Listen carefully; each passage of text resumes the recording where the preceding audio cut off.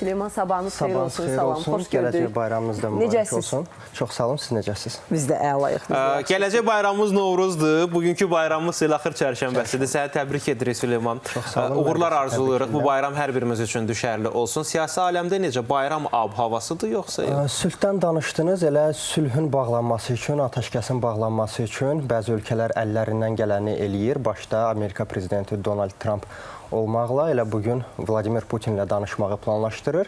Görək bu danışıq əsnasında daha çox hansı mövzular müzakirə olunacaq və daha çox nəyə fokuslanacaqlar? Dinləyək Süleyman. Təki sülh olsun. Bəli, söz səndədir.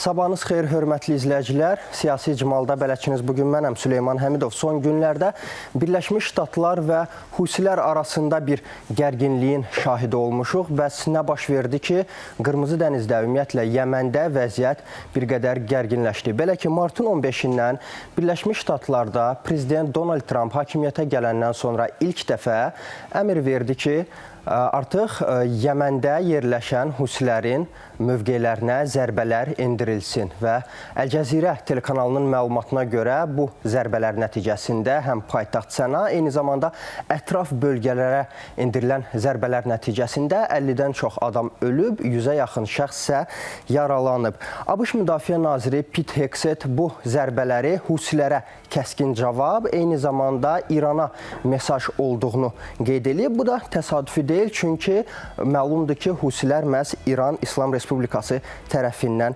dəstəklənir. Onu da qeyd eləmək lazımdır ki, Pete Hegseth bildirib ki, əgər Husilər Qırmızı dənizdə ticarət gəmilərini, ümumiyyətlə digər gəmilərini, istər dünya ölkələrinə aid, istərsə də Birləşmiş Ştatlara aid gəmilərə atəşləri dayandırmasa, bu zərbələr daha şiddətli olacaq və davamlı olacaq. Əgər Husilər bildirsələr ki, onlar bu atəşləri dayandırırlar, o zaman yəqin ki, atəşkəs olacaq Pete Hegseth'in bildirdiyinə görə.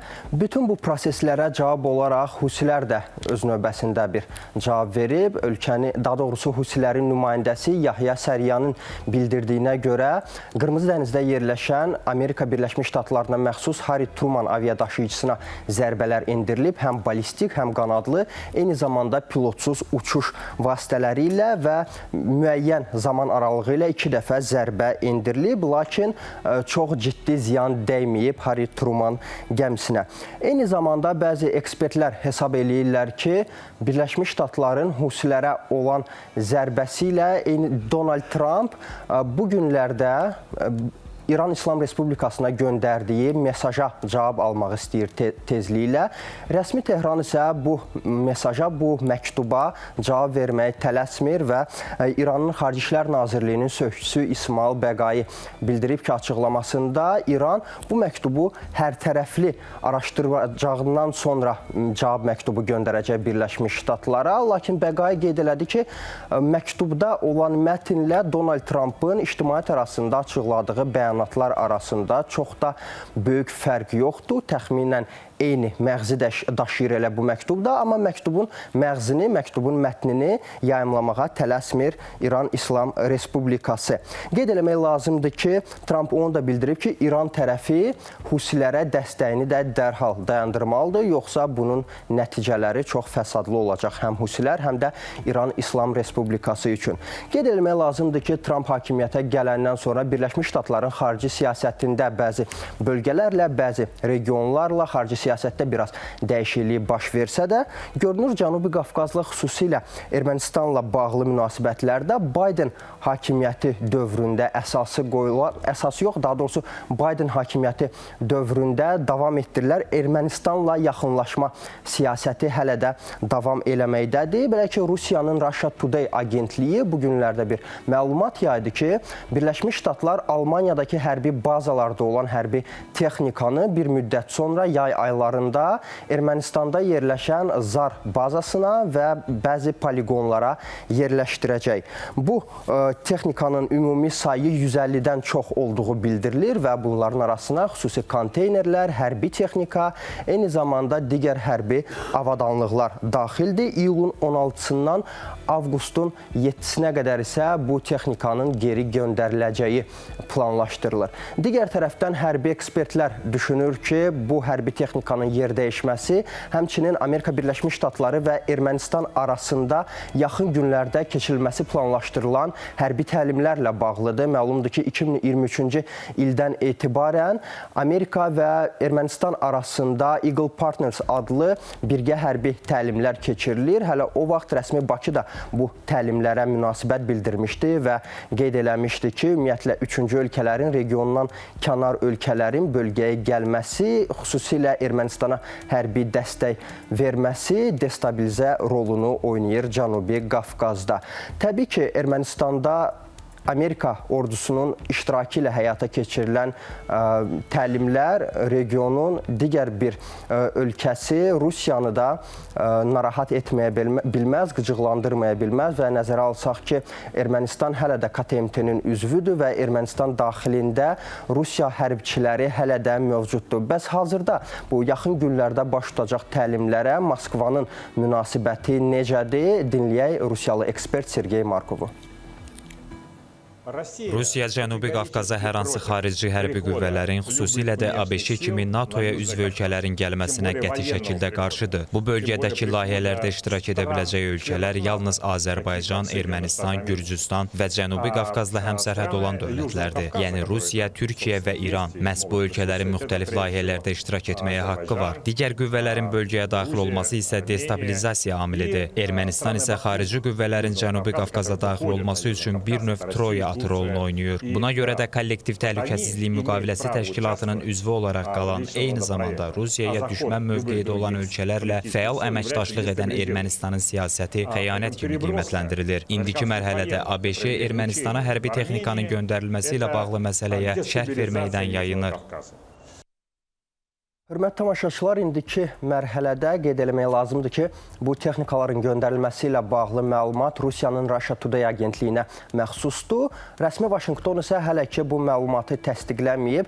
Ölkənin Müdafiə Nazirliyi, yəni Pentaqondan jurnalistlərə verilən açıqlamaya görə Ermənistan, daha doğrusu Birləşmiş Ştatlar Ermənistanla münasibətləri yüksək qiymətləndirir, amma hərbi texnikanın və ümumiyyətlə ordunun yer dəyişməsi ilə bağlı məlumat verə bilmir təhlükəsizlik səbəbindən. Ermənistanın Müdafiə Nazirliyi də hazırda məlumatı şərh etməyib.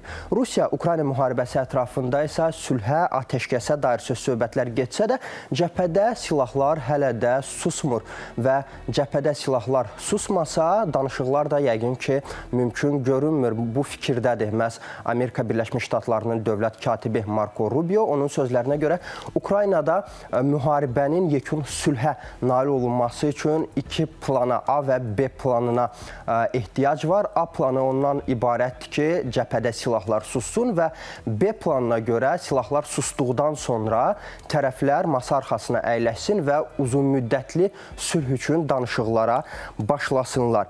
Qeyd eləmək lazımdır ki, məhz bu danışıqların başlaması üçün Amerika prezidenti Donald Trump bugün Rusiya prezidenti Vladimir Putinlə telefon danışığı aparmaq niyyətindədir. Ötən gün bu açıqlamanı verib Donald Trump yerli jurnalistlərə və qeyd edib ki, bu dəfəki danışığında Vladimir Putinlə ərazilər məsələsini müzakirə eləyəcək.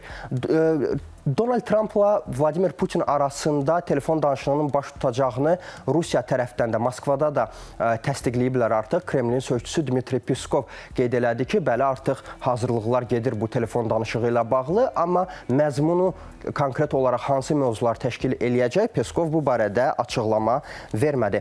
Onu da qeyd eləmək lazımdır ki, danışıqlar prosesi uzandıqca sülhün əldə olunması da bir növ ləngiyir və eyni zamanda alınmayacaqmış kimi görünür və bunu biz sanki Donald Trump'ın ötən gün verdiyi açıqlamadan da bir növ hiss eləməyə başlamışıq. Xatırlayırsınızsa, hələ prezident olmamışdan əvvəl Donald Trump qeyd eləyirdi ki, mən hakimiyyətə gələn kimi müharibəni 24 saat ərzində, bir gün ərzində yekunlaşdıracağam. Trump prezident oldu və prezidentlik dövrünün əvvəlində başladı deməyə ki, çox qısa bir müddət ərzində mən bu müharibəni bitirəcəm.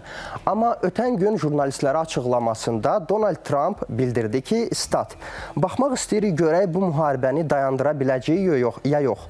Ola bilsin bacardıq, ola bilsin yox. Amma bizim müharibəni dayandırmağa çox yaxşı şanslarımız var. Statın sonu.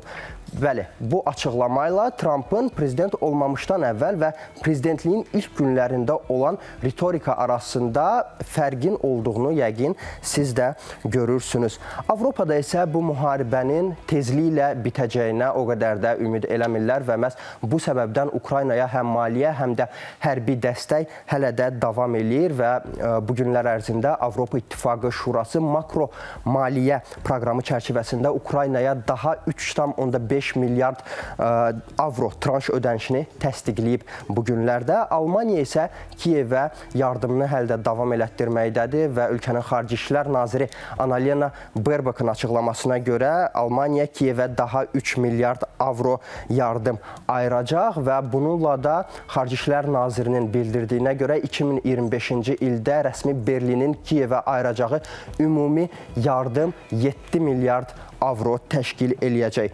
Eyni anda Avropa İttifaqının qeyd eləmək lazımdır ki, 27 Avropa İttifaqı ölkəsinin Xarici İşlər Nazirliyi Ukraynaya ayrılacaq 40 milyard avro həcmində yardım paketi ilə bağlı hələ ki razılığa gələ bilməyib, amma onlar ümid eləyirlər ki, bu mövzuda irəliləməyə nail olacaqlar. Biz də ümid eləyirik ki, yaxın gələcəkdə sülhə nail olmaq mümkün olacaq. Hörmətli tamaşaçılar, bizdən bugünlük bu qədər. Növbəti efirlərdə görüşənədək.